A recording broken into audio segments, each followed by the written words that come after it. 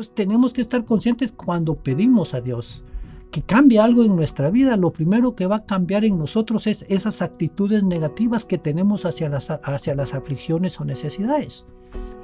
Vamos a vencer, pero para poder vencer, para poder tener paz, tenemos que aprender a luchar contra la guerra. Vamos a tener amor, pero vamos a tener que luchar contra las cosas que nos quitan el amor. Y es ahí donde nos damos cuenta si estamos madurando. Entonces, de mañana tenemos que venir con un corazón gozoso, dispuesto, pero simple y sencillamente. Si usted quiere darle 15 minutos, todavía es poco. Pero si usted quiere darle mínimo 15 minutos, levántese más temprano. Busca un lugar específico donde usted sabe que va a hablar con Dios. Yo sé que Dios existe en todo lugar. Dios existe en cualquier lugar, cualquier situación, cualquier lugarcito donde estemos, ahí está Dios.